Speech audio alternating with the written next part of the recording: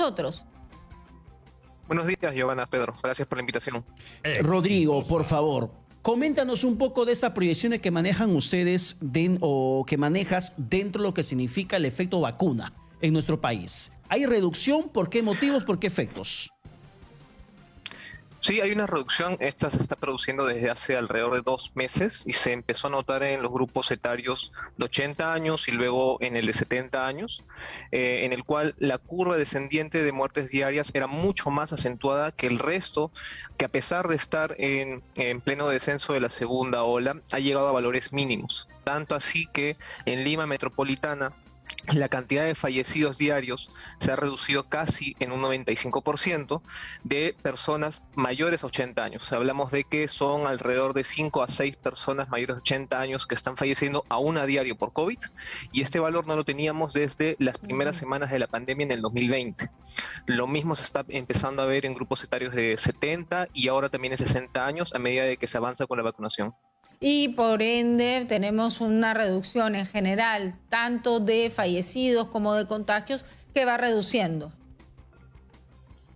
Sí, correcto. Con respecto a los contagios, hay una reducción generalizada a nivel nacional, donde se están reportando de 5 a 7 casos por cada 100 pruebas realizadas al día. Y en el caso puntual de Lima metropolitana, la reducción es aún mayor. Hablamos de que es 3% de la positividad, son 3 casos reportados de cada 100. Y este número se está manteniendo en estos intervalos ya desde hace más de un mes, junto con todos los demás indicadores que siguen a la baja, felizmente. Ahora, pero Rodrigo, ¿ustedes tienen de repente una data que nos permita conocer cuánto por ciento de la población adulta mayor de 80 para arriba, de 70 para arriba, de 60 para arriba se ha vacunado y cuánta es la que aún está pendiente de que se anime a recibir sus 2 dosis de la vacuna? Sí, en el grupo de mayores de 80 años, la cobertura es de casi 70% que ha recibido al menos la primera dosis, y es un poco más baja para la segunda dosis, hablamos de alrededor de 60%.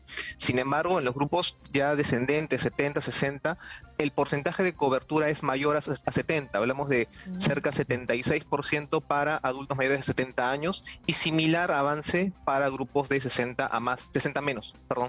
Entonces, acá hay un tema respecto a la distribución o a la facilidad que las personas mayores a 80 años puedan acudir a los centros de vacunación, y hay también un factor generalizado que no están acudiendo por su segunda dosis, y esto ya lo está mencionando reiteradas veces el Ministerio. Ahora, ¿eso está pasando con los mayores de 80 o también con los mayores de 60, con los mayores de 70 no están acudiendo a la segunda dosis, o todavía no se puede saber esto? Sí, en mayor proporción definitivamente en los adultos mayores de 80 años, pero se está repitiendo a medida de que se avanza y se va bajando los grupos etarios. Las personas no están acudiendo a tiempo por su segunda dosis, y hablamos de que al día de hoy es casi un 20% de la población objetivo inicial, que son los 24 millones de personas que se van a vacunar, que han recibido una primera dosis, y cada vez más la brecha se está alargando con respecto a la cobertura de segunda dosis, donde solamente se está alcanzando casi un 13%. A medida de que se está avanzando con la campaña, esta brecha de 13 a 20 se está alargando. Las personas no están acudiendo lamentablemente por su segunda dosis. Ahora, Rodrigo, yo creo haber conversado contigo en el mes de enero, iniciando este año, cuando nos habían advertido de que el mes de febrero sería el momento más crítico que atravesemos con la segunda ola. Te pido otra vez que nos hagas de repente un ejercicio sobre lo que podría significar la tercera ola en el país, haciendo un comparativo con otros países que también están avanzando un poco con su vacunación o aquellos que están bastante retrasados. ¿Se puede medir el impacto de la tercera ola? ¿Será como la primera? ¿Será como la segunda? Bueno, de cara a una tercera ola, lo que vamos a ver seguramente son picos de casos, como lo estamos viendo en otros países que tienen un gran avance de vacunación muy superior al nuestro, pero no vamos a ver picos de fallecidos, al menos esto en el marco teórico, dado el efecto de la vacuna, porque ya gran parte de la población adulto mayor, que es la que en su mayor proporción, hablamos de un 70% de los fallecidos en toda la pandemia han sido mayores de 60 años, van a estar vacunados al término del mandato. Esta población se va a evitar que tenga síntomas graves y también puedan fallecer. Entonces vamos a tener una ola de nuevos casos seguramente, va a haber un incremento de hospitalizaciones seguramente, pero la cantidad de ocupación de camas UCI y curva de fallecidos no va a ser en la misma proporción que la primera y segunda ola. Sobre eso quiero hacerte una repregunta, Rodrigo. Cuando un adulto mayor llegaba a UCI, valgan verdades, aunque suene muy doloroso, era una muerte segura. Pero en el caso de la población que ahora está ocupando una cama UCI, entre 30 a 50 años, ¿tienen ustedes alguna proporción de cuántos son los que salen con vida y cuántos son los que pierden la batalla contra el COVID dentro de cuidados intensivos, ya que es supuestamente la población más fuerte? Sí, no hay un número exacto, para serte sincero, pero sí, efectivamente, todavía se está viendo incluso menores a 60 años que son mayor proporción de los que están ocupando esta cama. Y mes a mes, a medida de que se avanza la vacunación, la proporción de adultos mayores se está acortando y es la de adultos jóvenes la que está aumentando en cuanto a fallecidos diarios y también mensuales. Finalmente la vacuna pues va a tener un efecto para todos por igual y mientras más se avance al término de este mandato o de cara a una tercera ola, menor va a ser el impacto de una tercera ola. ¿Se puede proyectar en cuánto tiempo podrá estar subiendo nuevamente la curva? Bueno, basándonos en casos de otros países y en el nuestro también siempre hubo una ventana de entre 2 a 3 meses desde que comenzó el descenso y también a partir de que se llegó a un punto base como el que subimos en el mes de noviembre. Según esto, pues ya muchos también lo han comentado, se estaría hablando de que tal vez a inicios de agosto o más tarde septiembre podría estar iniciando la tercera ola. Ahora, tenemos esa proyección de datos de cuándo se podría comenzar la tercera ola. Nos está advirtiendo de que con el efecto de la vacuna se podría mitigar un poco más el impacto en el tema de cifras mortales. Pero también, si la vacuna se acelera, podríamos hablar de mayor éxito incluso en el manejo de la pandemia. ¿Cuándo acabaríamos de vacunar con el ritmo que estamos llevando en el país de 60.000, 50.000, 70.000, 80.000 personas por día? Bueno, si mantenemos este ritmo de vacunación, que como tú bien dices es menor a 100.000 dosis por día, estamos hablando de que podría estar para el primer trimestre o incluso segundo semestre del 2022. Pero ya la Premier, el Ministerio han adelantado que con la llegada de las dosis de julio, este ritmo aumentaría.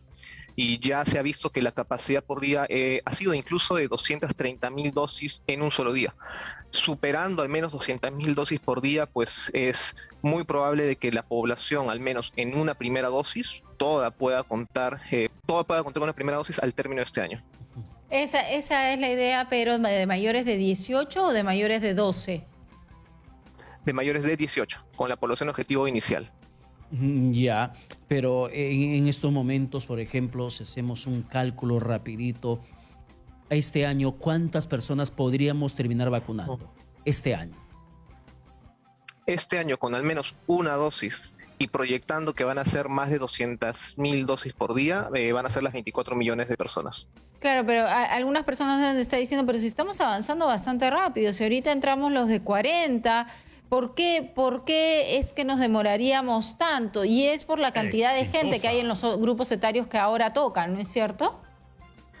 A medida que va bajando efectivamente la población por cada grupo etario es mayor y hay que considerar que estas últimas semanas, hablamos de las 2, 3 últimas, el ritmo no ha sido el más alto. Estamos hablando de que el promedio ha llegado incluso a ser tan bajo como 70.000 dosis por día y ha estado aumentando levemente, sinceramente, y en la siguiente se espera de que pueda llegar nuevamente a picos de 200.000 por día. Ahora, Rodrigo, apliquemos ingeniería, apliquemos matemática. ¿Hay alguna solución que se podría dar a la aglomeración de personas que se generan en las colas locales de vacunación?